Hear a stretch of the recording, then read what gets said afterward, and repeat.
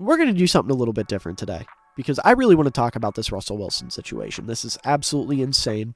It's an unprecedented situation, and it has some, quite frankly, franchise-altering ramifications or potential franchise-altering ramifications for the Denver Broncos.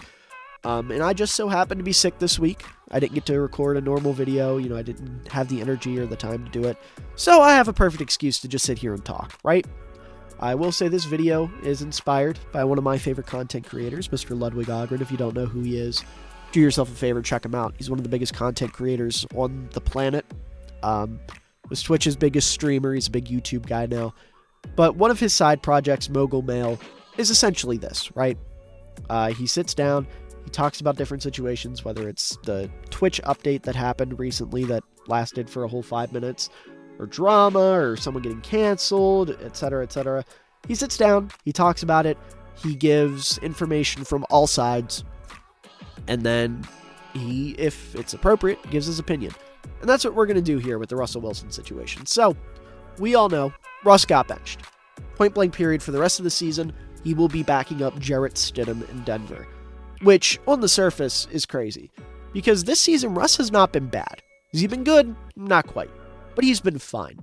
He has been keeping the ship afloat, if nothing else. He's been driving the bus, and that's more than a lot of quarterbacks can say. And it's done good for Denver. Like, he's been able to help their defense really shine, let them kind of carry the load. And, they're, within 2 games of the division right now? They're very close to the Chiefs right now because the Chiefs have been underwhelming. And they're benching him in the last 2 games of the season. You're probably wondering why that's going on. Well, as with everything in the NFL, money. The Broncos are worried about the money. In 2024, no matter what, no matter if Russell Wilson's a Denver Bronco, a New England Patriot, a Washington Commander, St. Louis Battlehawk, hell, even a Los Angeles Laker, he is getting paid $39 million by the Denver Broncos next year. That money increases an additional $37 million if he can't pass a physical in early March. That's a lot of money. That's over $70 million going into one player that might not even be on your team. And as this ESPN article points out here, if he gets hurt in the last 2 weeks of the season, there's a very good chance he wouldn't be healthy for that March deadline. So the Broncos are trying to figure out a way to weasel their way out of that, because that is admittedly a lot of money for a guy who has underperformed. But at the end of the day, you sign the contract. It's their, they made their bed. They got to lay in it. They signed this contract. They agreed to this contract with Russell Wilson. And now they're trying to weasel their way out of it. They're trying to be shady about it. And they tried to strong-arm Russ into adjusting it. Essentially what they wanted to do was they wanted to take that injury guarantee, that additional, $37 million? Yeah. They wanted to take that additional $37 million and push it back a year into 2025. And as pointed out by Tom Pelissero here, that would have kind of been good for Russ because it almost guarantees that he would have been in Denver 2024 and beyond. But Russ didn't want to do it. And hey, that's his prerogative, right? It's his contract. They agreed to it last year. If he doesn't want to change that, he doesn't want to change that. And so the Broncos gave him an ultimatum. They said during their bye week, if you don't change this for us, you're going to get benched. And Russ called their bluff, I guess, or stood his ground, either way, however you want to look at it. And they went through with it. They're benching him for the last 2 weeks of the season because of it. Like I said, this is really shady. I mean, you agreed to the contract with this guy, and now you're trying to weasel your way out of it by trying to strong-arm a multi-year veteran who's been around the league and knows how this league works into adjusting his contract when he doesn't want to. It's a really stupid move. Like, what makes you think, again, a guy who knows how this league works, Russ has been in the league for a decade. He's been around the block. He's a successful quarterback. He's super talented. He's not a stupid guy. What makes you think he would agree to, or he would fall for the strong-arming tactic? It's hilarious. Really, it's really funny that they thought they could pull it off. But now, Russ unfortunately has to pay the price because the Broncos are trying to be cheap. And on their end, I get it. Like, I really do. You gave up a lot for this guy. He's not performing. You want to try to mitigate your losses, but this isn't the way to go about it. the morally right way to go about it, and what they're probably going to end up having to do, is just cut him. And unfortunately, that costs you a lot of money too. So you can see here from Spot Rack, $85 million of dead cap in 2024 if they release him before March 17th. If they release him after June 1st, that goes down to $49.6 million in 2025 and $35.4 million in 2024. That's $30+ million for 2 years on one player in dead cap. That is an insane amount of money. That is an absolutely absurd amount of money that you would have to pay Russell Wilson to not play for you. So you take that and you factor in as well, they've paid him $124 million already. They gave up Noah Fant, Drew Lock, Shelby Harris, 2 first-round picks, 2 second-round picks, and a 5th-round pick. All for 2 seasons of Russell Wilson. This is one of the worst trades in NFL history. Like, this is really, really bad. Because you're shelling out all this, or you've already shelled out all this money. You're going to have to continue to shell out all this money. And at a certain point, you're going to be paying this guy to not pay for you. Paying this guy to not play for you. Goodness, words are difficult sometimes. You're paying him to not play for you after trading away 2 starting caliber players, a backup with a little bit of spunk, and then 2 first-round picks, 2 second-round picks, and a 5th-round pick. That is absurd. I mean, this is absolutely insane. It's your fault. You're the idiots who made this trade for an aging Russell Wilson who was already showing signs of regression in Seattle, excuse me. You know, a lot of us, including myself, I will be honest, a lot of us wanted to blame it on things like injury and Pete Carroll and what have you, but clearly Pete Carroll and the Seahawks weren't the problem after seeing what they did with Geno last year. The injury clearly wasn't the only issue, judging by the way he played last year and then into this year. Russ just isn't cooking anymore. It sucks, and I know I said already he was game managing this year, which is true, but that's not Russ. Russ isn't a game manager. Russ is the guy that runs around in the backfield for 5 minutes and then chucks up a sidearm 50-yard bomb on the sideline for a touchdown. He's not Russ anymore. Russ can't play his brand of football.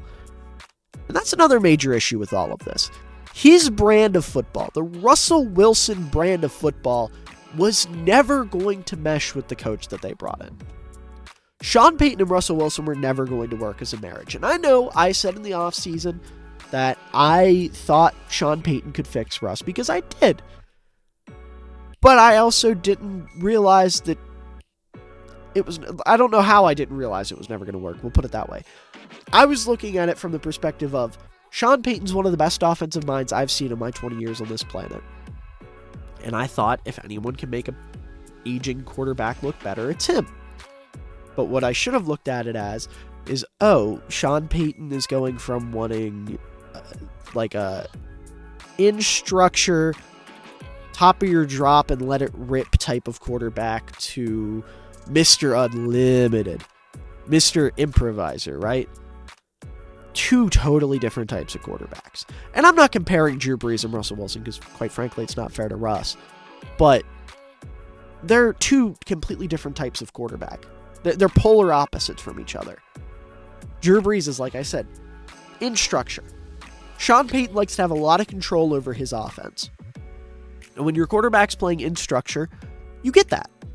When your quarterback is sitting in the pocket, letting it rip, executing the offense the way the play caller is calling it, you get a lot of control in that.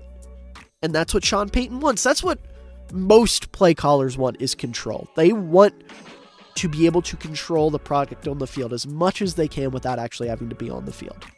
And Sean Payton's like the epitome of that.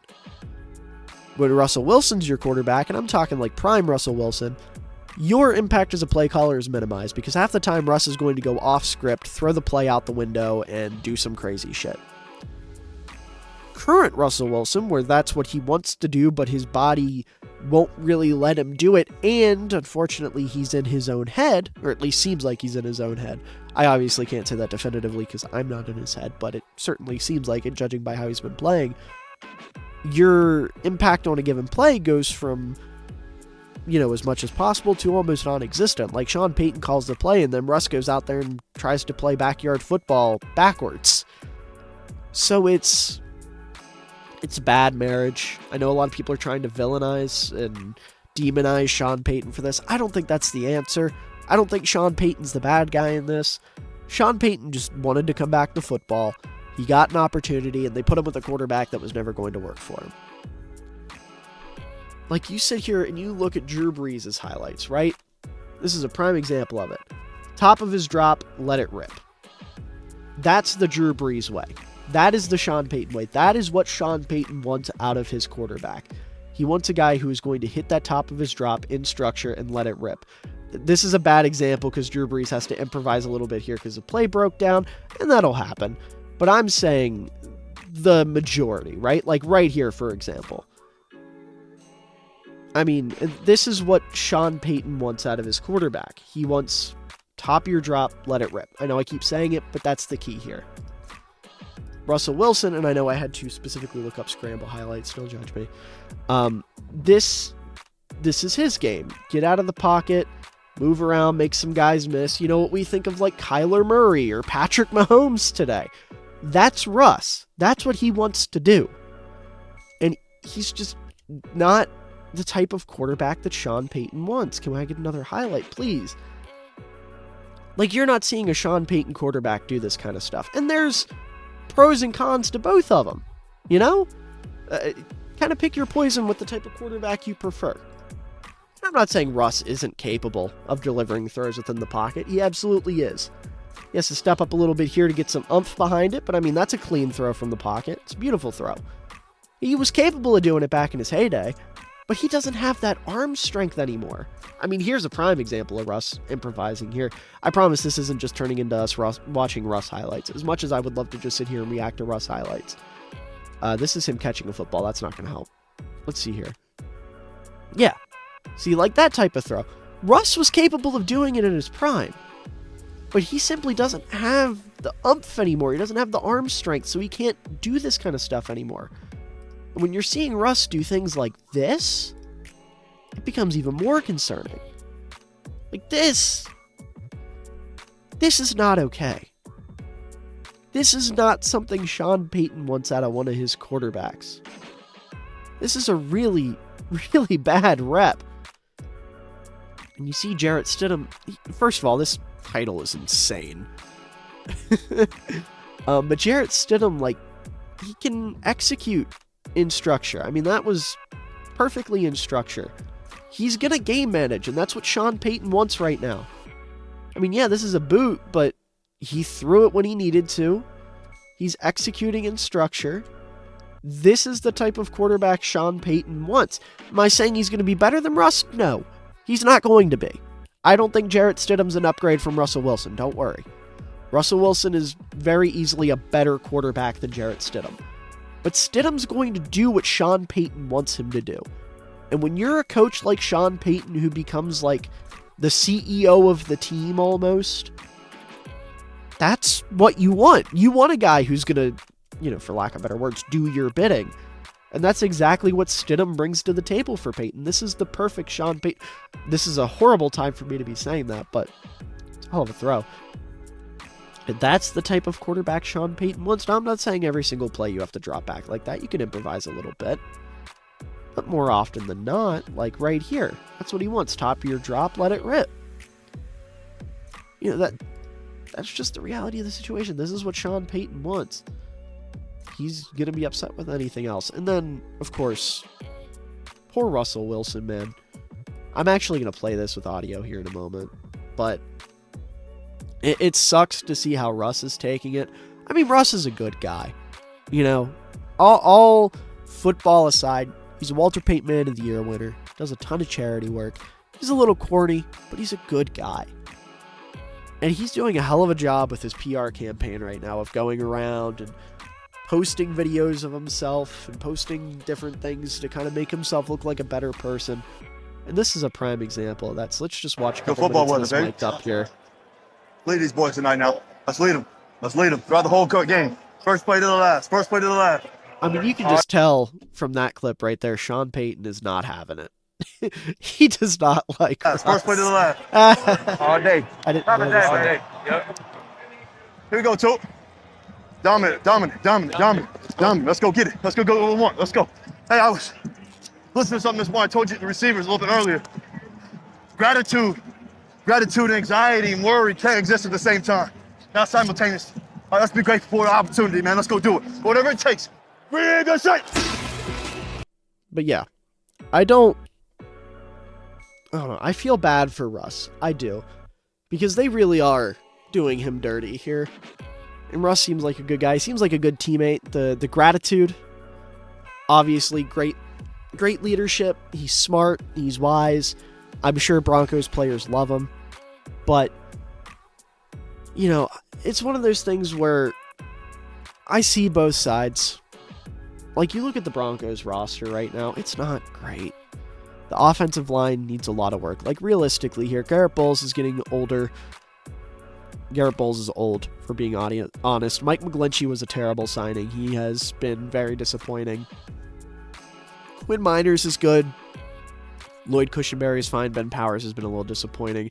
The receiver room, Sutton's not getting any younger. Judy's been incredibly disappointing. Javonte Williams, as much as I love him, has had some injury issues.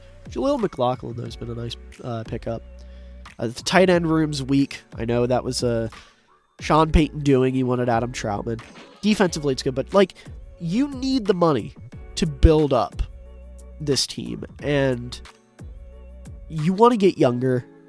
You want to move on. You want to move into that next step. You want to let Sean Payton take over. You traded a first-round pick for the guy for a reason, right? You want to let him take over. You want this to be his team. That's your goal.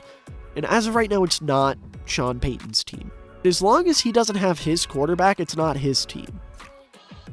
So the Broncos trying to lose these next 2 games, potentially. I mean, I know tanking isn't real in the NFL, but maybe for 2 games. You put yourself in a disadvantageous situation, quarterback-wise. You've got some injuries. You've got a weak offensive line. It wouldn't shock me to see them try to lose a little bit, get into the draft, try to get into the top 10-ish picks, and try to land a quarterback. Try to get somebody for Sean Payton. Maybe go out and trade for a guy. Either way, find a pocket passer for him. Get him a guy that's going to execute his offense in a more traditional way. That's what Sean Payton wants at the end of the day. I've said it 100 times, but that's the problem here. At the end of the day, the pairing of Russell Wilson and Sean Payton was a terrible idea. Trading for Russell Wilson in the first place for the Broncos and paying him a ton of money was a terrible idea. And all of this is starting to fall back on the people up top in Denver. And that's how it should be. Like, that's where the blame should be right now. I don't like people demonizing Sean Payton over this. Has he been a dick to Russ? Probably. Sean Payton's not exactly the most willing to sugarcoat things. I'm sure there's a way better way to put that, but, you know, sick brain. He's not somebody that's going to sugarcoat things. He's not somebody that's going to pretend like he likes his quarterback. And it sucks, but the guy gets you results. You know he's going to do a good job if you give him a quarterback that's going to fit in his offense. So you're kind of boxed into a situation where you have to do that. So Denver's just in an impossible spot that they put themselves in. I don't feel bad for, like, the Denver's front office. They fucked themselves. But Denver fans, I've got a couple buddies that are Broncos fans, I feel bad for because this team's in a really rough spot. Unfortunately, I don't think they're going to be like Cleveland, where some guy comes in off their couch and is their savior.